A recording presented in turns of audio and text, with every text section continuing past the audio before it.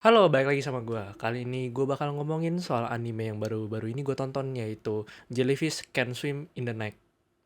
Ya kenapa nggak at night, kenapa harus in the night, ya kurang tahu. Atau bahasa Jepangnya itu Yoru no Kurage wa Oyogenai.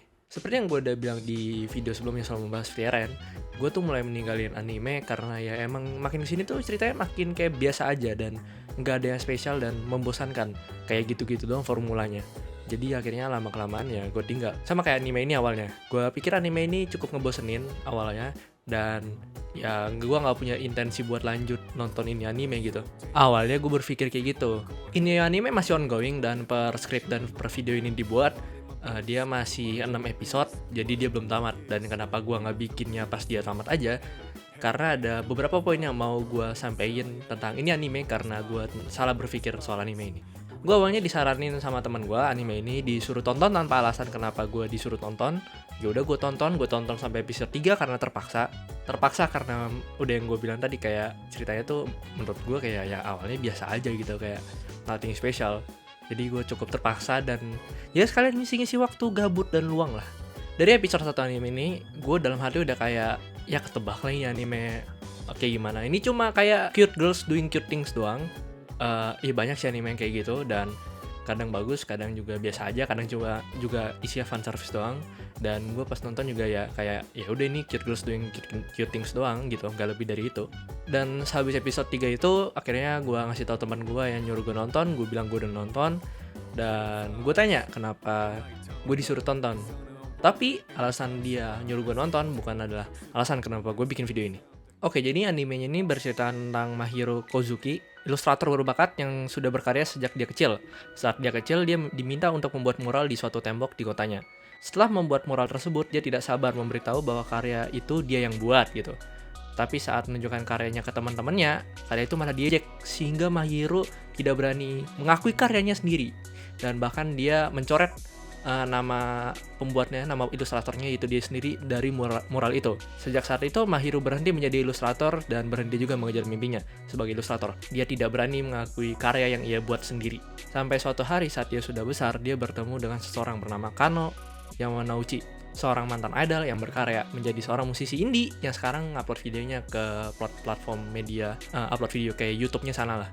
Ternyata tidak disangka, Kano ini merupakan fans berat dari Mahiro sejak dulu. Dengan begitu, Mahiro mau berusaha untuk mengejar mimpinya lagi, karena tahu dia ada ngefans. Dan akhirnya mereka berdua dengan beberapa anggota lainnya yang nanti diceritakan di episode-episode berikutnya membentuk sebuah grup yang bernama Jelly, yang si Kano ini sebagai penyanyi, terus ada juga komposernya dan ada juga yang buat MV-nya, dan Mahiro ini sebagai ilustrator dari Jelly ini sendiri. Pertama gue akan masuk ke visual dari anime itu sendiri. Ya gue langsung masuk ke visual karena bahasan gue setelah ini akan nyambung soal visual semua. Jadi ini harus gue bahas di awal. Jujur waktu pertama kali nonton, menurut gue ya visualnya ya bagus dan colorful. Cuma menurut gue itu bukan hal yang spesial-spesial banget di anime zaman sekarang. Karena dengan visual yang colorful, dengan seindah itu, belum tentu bisa jadi kelebihan sebuah anime di zaman sekarang. Sampai akhirnya, seperti yang gue bilang tadi, sampai episode 3 akhirnya gue ngomong sama teman gue.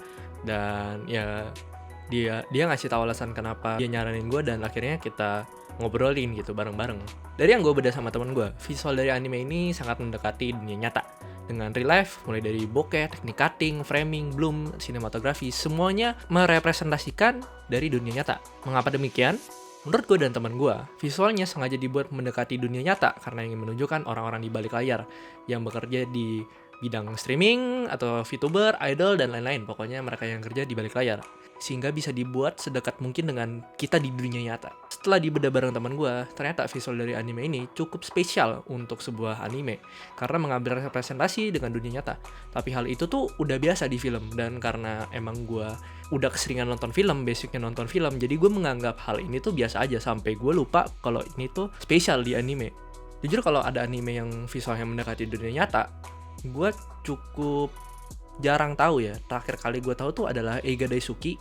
Dia punya visual dan teknik tuh yang beneran dekat banget kayak dunia nyata. Cukup unik lah dibanding anime yang lain karena dia mencoba merepresentasikan dunia nyata sedekat mungkin. Walaupun ya ada yang fiksi juga gitu. Namanya juga anime.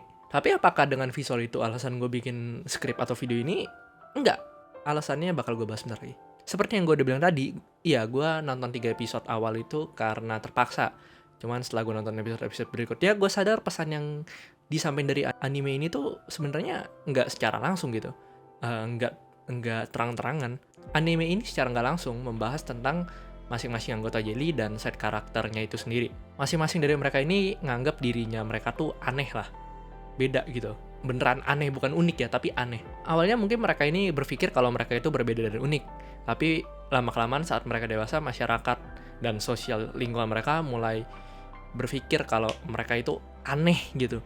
Terus akhirnya ya lama-kelamaan karena mereka dianggap aneh, mereka mulai dijauhin dan dikucilkan perlahan-lahan gitu lah. Anime ini secara nggak langsung ngebahas orang-orang yang ngerasa berbeda dan ngerasa aneh itu sendiri.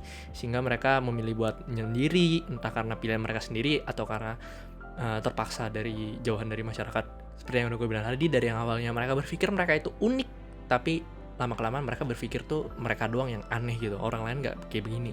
Selain dari itu ada satu episode di mana akhirnya ngena di gua, itu ada di episode 4 atau 5, kalau nggak salah 5. Episode ini menceritakan tentang saat Mahiro itu sendiri yang merupakan ilustrator Jelly mengetahui ada ilustrator yang jauh lebih jago menggambarkan fan art buat maskot Jelly.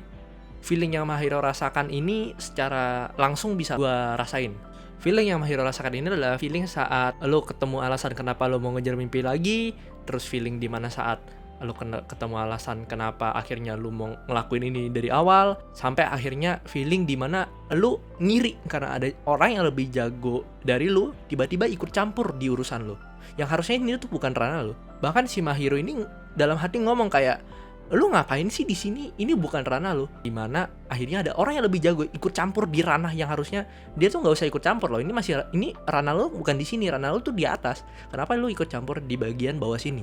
Lu nggak bisa ngomong kayak ngapain sih nih orang ikut campur terang-terangan gitu, karena ya lu bakal dicap aneh karena orang lain tidak mempermasalahkannya itu. Mungkin orang lain malah seneng, bahkan teman-temannya si Mahiro ini, anggota Jelly yang lain malah seneng karena karya mereka dinotis sama ilustrator yang notabene sudah terkenal dan sudah pro gitu. Ya mungkin orang normal bakal berpikir apa cuma masalah sepele gitu. Cuma bagi beberapa orang, terutama Mahiro kayak Mahiro gini, ini bakal cukup bikin ngena hatinya. Mahiro nggak bisa ngomong ini ke siapapun seperti yang udah gue bilang. Dia cuma bisa mendem sendiri dan bahkan dia sampai berpikir kalau dia yang bakal ngedrag down Jelly yang cuma jadi beban Jelly. Ditambah lagi ada komentar netizen di anime ini, bukan netizen beneran, yang bilang kalau ilustrasinya tuh jelek yang digambar Mahiro. Dia tambah kena lagi. Hal itu membuat Mahiro akhirnya berpikir kalau mungkin dia emang gak sejago yang lain dan mungkin dia cuma jadi beban atau ngedrag down Jelly itu sendiri gara-gara dia. Anggota Jelly yang lain gak bilang kalau karyanya Mahiro ini jelek dan gimana-gimana gitu. Bahkan ada netizen di anime ini tunjukin kalau suruh yang pro aja gitu, yang jago gambar. Dan itu komentar dilihat sama Mahiro gitu. Tapi apakah anggota Jelly yang lain bilang karya Mahiro jelek? Enggak. Bahkan si Kano, dia ngefans sama si Mahiro. Emang ngefans banget. Si Kano milih Mahiro karena dia udah ngefans dan dia emang udah suka sama karyanya. Tapi emang tetap si Mahiro ini mau gimana pun tetap ngerasa dia cuma jadi beban di Jelly ini. Feeling dari Mahiro ini sangat bisa gue rasakan, rasanya sangat dekat bagi gue, yang akhirnya membuat gue berpikir salah tentang anime ini awalnya. Anime ini ngebahas isu yang cukup mendalam dan cukup jarang. Bahkan orang lain mungkin gak sadar isu ini tuh ada. Terutama buat pekerja-pekerja seni ya. Mungkin isu ini tuh sering ada dan sering muncul, cuma ya kita nggak bisa ngungkapin. Terutama saat membahas isu tentang ada orang yang jauh lebih jago ikut campur di ranah lo, rasanya pengen lu usir aja karena lu ada di ranah ini dan lu baru mulai dan lu tuh udah ada di sini tuh sejak awal. Tiba-tiba ada orang yang lebih jago ikut ke ranah lu yang di bawah ini, yang harusnya dia di atas tapi ke bawah. Ini tuh cukup sakit rasanya sebagai Mahiro ini. Dari situ gue bakal lanjut ke bagaimana pengemasan cerita dan directing dari anime itu sendiri. Gue tau rasanya cukup aneh, gue udah ngebahas bahasan awalnya dulu baru gue lanjut ke sini. Cuma menurut gue tadi bahasan di awal penting, baru gue bisa lanjut ke poin berikutnya. Menurut gue pengemasan dari cerita anime ini sendiri sangat bagus. Mereka bisa bawain isu yang sebenarnya cukup unik dan cukup berat kayak gini sebenarnya, tapi dengan pembawaan yang lucu. Bukan lucu-lucu tapi gore. Cuma anime ini beneran lucu. Emang utamanya adalah cute girls doing cute things gitu. Tetap lucu, gemesin. Bukan cuma visualnya aja yang lucu dan gemesin. Bahkan tingkah laku mereka juga lucu. Bahkan overall story-nya juga lucu gitu sebenarnya. Tentu menurut gue ini sengaja keputusan directing yang milih buat memutuskan untuk bikin tema yang cute girls doing cute things kayak gini. Dan gue perlu mengapresiasi director anime ini sendiri, yaitu yang bernama Ryohei Takeshita. Lanjut, gue bakal bahas karakter desain, dan lagi-lagi harusnya ini gue bahas di awal, cuma gue bahasnya setelah pembahasan utama karena gue harus bahas bahasan utama dulu baru bisa bahas karakter desain. Gue gak bakal bahas semua karakter, gue bakal bahas terutama main karakter kita, yaitu Mahiro. Walaupun semua anggota jelinya juga hitung main karakter sih, cuma gue bakal bahas si Mahiro doang secara spesifik. Menurut gue waktu gue lihat karakter desainnya Mahiro nih biasa aja loh, tapi gue bingung kenapa karakternya ini dibikin biasa aja. Bahkan mungkin beneran gak ada yang spesial dari Mahiro ini secara karakter desain, kayak ya udah gitu, tetap lucu, tetap gemesin, cuma dibanding yang lain kayak biasa aja.